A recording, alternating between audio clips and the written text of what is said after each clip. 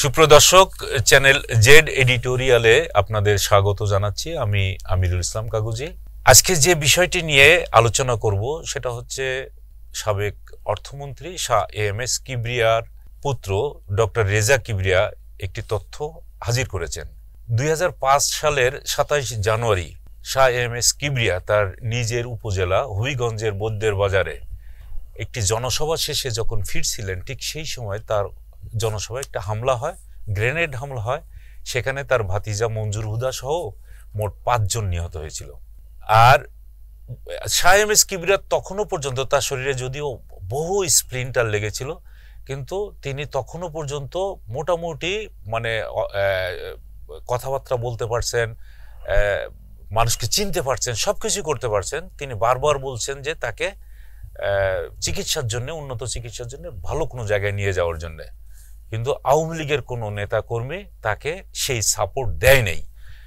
এমনকি ঢাকা থেকে যখন হেলিকপ্টার পাঠানোর একটা ব্যবস্থা করা হচ্ছিল তখনও পর্যন্ত সেই সাপোর্ট নেওয়া হয়নি, বরং উল্টো একটা ভাঙা অ্যাম্বুলেন্সে করে তাকে হবিগঞ্জ থেকে ঢাকায় আনার জন্য চেষ্টা চালানো হয়। শাহ এএমএস কিবরিয়া কিন্তু শুধুমাত্র যে একজন আওয়ামী লীগের নেতা, তিনি অবশ্য আওয়ামী লীগের নেতাও বলবো না, সাবেক একজন ডিপ্লোম্যাট, একজন পররাষ্ট্রমন্ত্রী এবং বাংলাদেশের বলতে গেলে একজন সম্পদ। এবং তার হাত দিয়েই কিন্তু বাংলাদেশের যে সার্ক গোড়াপত্তন সেটাও হয়েছিল এই শাহ এএমএস কিবরিয়ার হাত ধরেই।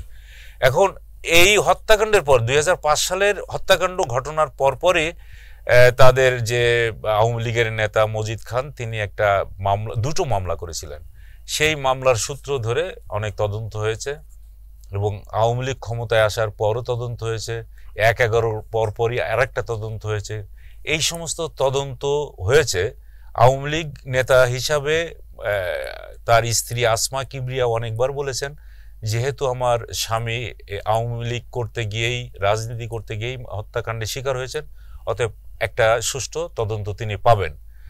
এইটা করে তিনি দেখা গেল যে 2011 সালে আওয়ামী লীগ একটা আবার নতুন করে তদন্ত কমিটি করেছেন এবং এই মামলার পুনঃতদন্ত হয়েছে। কিন্তু সেই তদন্ত যেভাবে করা হয়েছে এবং যাদের আসামি করা হয়েছে সে ব্যাপারে নারাজি দিয়ে ফেলেছেন আসমা কিবরিয়া। তখন তিনি জীবিত ছিলেন, তিনি নিজেও একজন শিল্পী, তিনি অনেক জায়গায় চিত্র প্রদর্শনী করে থাকেন এবং হার্ভার্ডে একটি অনুষ্ঠানে, বিশেষ করে প্রতিবাদ সভায় তিনি এই হত্যাকাণ্ড নিয়েও কথা বলেছিলেন। সেখানে তিনি নারাজি দেওয়ার পিছনে বেশ কয়েকটি কারণের কথা উল্লেখ করেছিলেন। বলেছিলেন যে যারা মূলত এই হত্যাকাণ্ডের মাস্টার মাইন্ড, তাদেরকে কোনো অবস্থাতে এখানে আনা হলো না। 2 নম্বর হচ্ছে যারা এর সঙ্গে জড়িত নয় তাদেরকেও আনা হচ্ছে। যেমন জড়িত নয়, হারিস চৌধুরীকে এর মধ্যে জড়িত করা হয়েছে। আরিফুল হক চৌধুরী, বিএনপির নেতা। হারিস চৌধুরী আপনারা অনেকেই জানেন, সাবেক প্রধানমন্ত্রী বেগম খালেদা জিয়ার রাজনৈতিক সচিব ছিলেন। এর বাইরেও আবার তৎকালীন স্বরাষ্ট্র প্রতিমন্ত্রী লুৎফুজ্জামান বাবর এবং হুজি নেতা মুফতি আব্দুল হান্নানকেও জড়ানো হয়েছিল। কিন্তু শাহ এএমএস কিবরিয়া বলছেন অন্য কথা। তিনি বলতে চাচ্ছেন যে আসলেই এই হত্যাকাণ্ডের মাস্টার মাইন্ড ছিলেন সালমান এফ রহমান, এবং আরও যাদের নাম বলতে চাচ্ছেন তারা হচ্ছেন একজন এমপি আবু জাহির এবং মজিদ খান, যিনি আবার আরেকজন হচ্ছেন ডাক্তার মুশফিক চৌধুরী। কেন সালমান রহমানের কথা আসছে এটা খুবই গভীরভাবে আলোচনা করার দরকার। তার কারণ 1996 সালে যখন আওয়ামী লীগ প্রথম দফায় ক্ষমতায় আসে, তখন অর্থমন্ত্রী ছিলেন শাহ এএমএস কিবরিয়া। আর ওই সময় সবচেয়ে আলোচিত বিষয় ছিল শেয়ার বাজার লুটপাট। আর এই শেয়ার বাজার লুটপাটটা করেছিলেন এবং লুটপাটের নেতৃত্বই দিয়েছিলেন মূলত সালমান এফ রহমান। আর এই সালমান এফ রহমান যখন দিয়েছিলেন, এটা নিয়ে বহুবার পার্লামেন্টে কথা হয়েছে, তাকে দরবেশ হিসাবে আখ্যায়িত করা হয়েছে ওই কারণেই যে তিনি শেয়ার বাজারটাকে বাংলাদেশের একটা উঠতি শেয়ার বাজার, পুঁজিবাজার, যেটা বাংলাদেশের অর্থনীতির ব্যারোমিটার হিসাবে দায়িত্ব পালন করে থাকে, সেই উঠতি শেয়ার বাজার ধ্বংস করার পিছনে যার সবচেয়ে বড় অবদান ছিল সেটা হচ্ছে সালমান এফ রহমান। এবং এখান থেকে তিনি হাজার হাজার কোটি টাকা লুটপাট করেছেন। তার এক শাইন পুকুর দিয়ে যে পরিমাণ কাগজ, শুধুমাত্র কাগজের নোট বিক্রি করে, কাগজ বিক্রি করে তিনি অর্থ উপার্জন করেছিলেন, সেটাও কল্পনার বাইরে। এইভাবে তিনি যেহেতু সাবেক ওই সময়কার প্রধানমন্ত্রী শেখ হাসিনার খুব কাছের মানুষ ছিলেন, তারপরে শেখ কামালের নাকি বন্ধু হিসাবে বেশি পরিচয় দিতেন, এই নানামুখী পরিচয়ের বন্ধনে, আত্মীয়তার বন্ধনে আবদ্ধ হয়ে শেখ হাসিনার খুব কাছাকাছি যেই তিনি এই সমস্ত লুটপাট করার সুযোগ পেয়েছিলেন।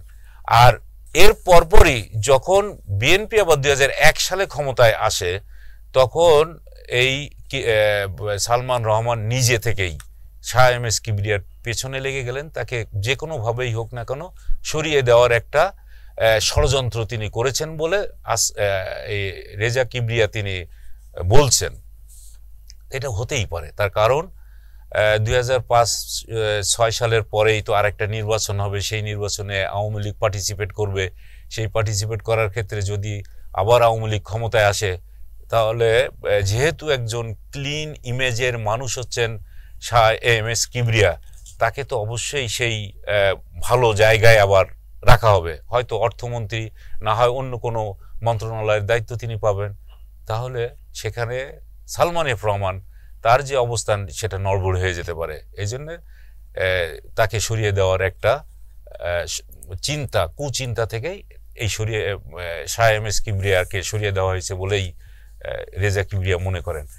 এখন 2001 সাল থেকে 2005 সাল এই সময় যেভাবে শেখ হাসিনা তখন বিরোধী দলের নেতা, তৎকালীন জোট সরকার, বিএনপির নেতৃত্বাধীন জোট সরকারকে একেবারে সারাক্ষণ তটস্থ রাখার জন্যে কখনো সিরিজ বোমা হামলা হয়েছে, কখনো 21শে আগস্টের মতো একটি বোমা হামলা, গ্রেনেড হামলা আওয়ামী লীগ অফিসের সামনে যে একটা করা হয়েছিল, একেবারে পরিষ্কারভাবে সেই সময় দেখানো হয়েছে যে কিভাবে শেখ হাসিনার পরিকল্পনা অনুযায়ী যে হামলাটা হয়েছিল আওয়ামী লীগ অফিসের সামনে, সেটা সেই সময় তদন্ত বেরিয়ে এসেছিল।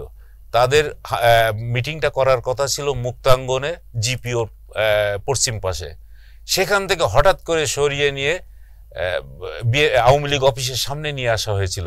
এবং এটা যে টোটালটাই একটা পরিকল্পনার অংশ ছিল, সে কথাটাও কিন্তু আমরা অনেক সময় অনেকের বক্তব্য থেকে পেয়েছি। সাবেক মেয়র হানিফের ছেলে খোকন, সাইদ খোকন, তিনি নিজেও বলেছেন যে এই ধরনের একটা হামলা হইতে পারে। এই বিষয়টি তার বাবার কাছেই খবরটা এসেছে, গোয়েন্দা সংস্থার রিপোর্ট ছিল তার কাছে। সেটা পর্যন্ত এই সাইদ খোকন জানানোর জন্য 32 নম্বরে যে শেখ হাসিনার কাছে যে বলে এসেছে যে ফুপু, তোমার কিন্তু উপরে হামলা হতে পারে, তুমি কিভাবে এখান থেকে রক্ষা পাবে এটার একটা পরিকল্পনা করো, অথবা তুমি চলে যেতে পারো হয়তো আমাদের বাড়িতে, আমাদের ওখানে থাকলে পরে এই ধরনের হামলা আর হবে না, তোমার প্রাণ নাশের হাত থেকে আমরা রক্ষা করতে পারবো। জবাবে কিন্তু শেখ হাসিনা বলেছিলেন, এত ভয় পেলে কি হয়, তুই বাড়িতে চলে যা, আমি বুঝবো। তো এই সমস্ত নাটক তো তিনি করেছেন, জঙ্গি নাটক সাজিয়েছেন তিনি গত 15-16 বছর ধরে। সেই জঙ্গি নাটকগুলো এখন পরিষ্কার, দিবালোকের মতো পরিষ্কার হচ্ছে। আয়না ঘর করেছেন, বিচার বহির্ভূত হত্যাকাণ্ড ঘটিয়েছেন, খুন, গুম, হত্যাকাণ্ড যে সমস্ত ঘটিয়েছেন, এগুলো সবই ছিল তার পরিকল্পনার অংশ। এবং বাংলাদেশের মানুষকে সারাক্ষণভাবে যে একটা আতঙ্কের মধ্যে রাখা, সেই কাজটি তিনি এই গত 17 বছর ধরে করেছেন।